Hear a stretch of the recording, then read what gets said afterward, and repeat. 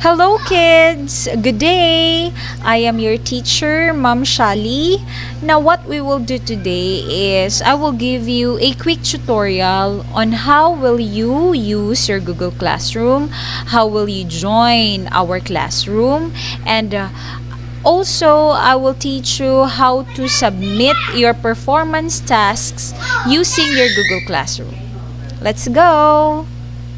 Now, let us open your browser. You click your browser and then you type gmail.com in the URL box. Okay, enter.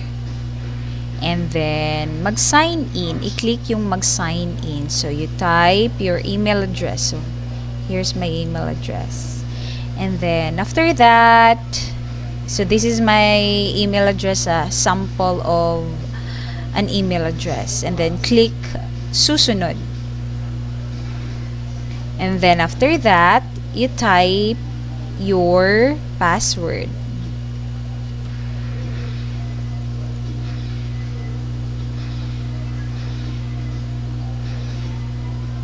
Since my Gmail has a two-step verification or two-way verification code, so I have to click the notification first.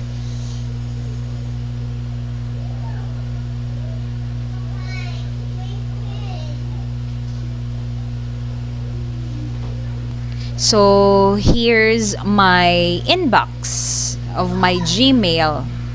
So as you can see, there's 1, 2, 3, 4, 5, 6, 7, 8 invitation from the different subjects. So for example, I am your classmate, so you just click every invitation and then just click join. Join.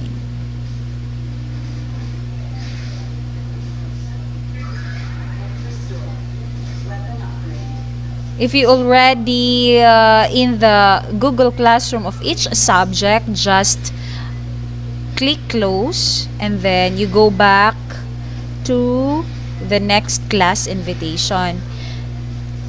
So yun lang yung gagawin niyo, children, na pabalik-balik lang to until ma-reach out ninyo yung ma-reach ninyo yung 8 subject. Okay?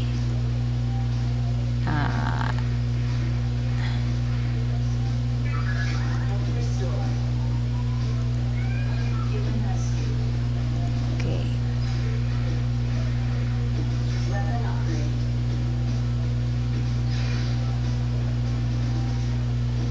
Okay.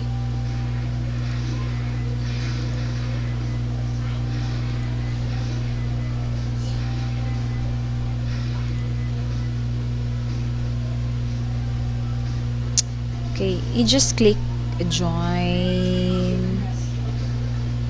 Okay. And then there are 4 more to go. You know, this Google Classroom is a user-friendly. All you have to do, children, is just explore. Don't worry about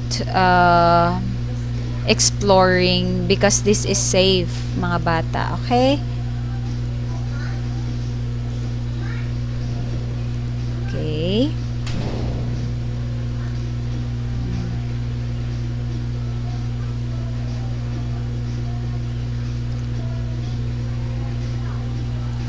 Okay, 2 more classroom. Okay.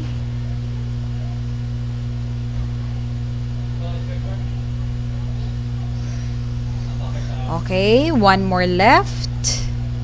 And then, yeah. Okay.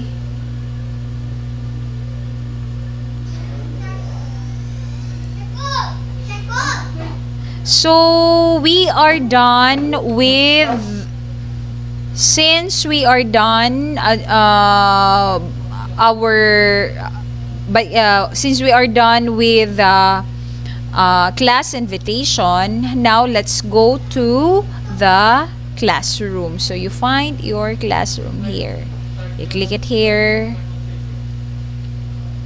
So here's your classroom.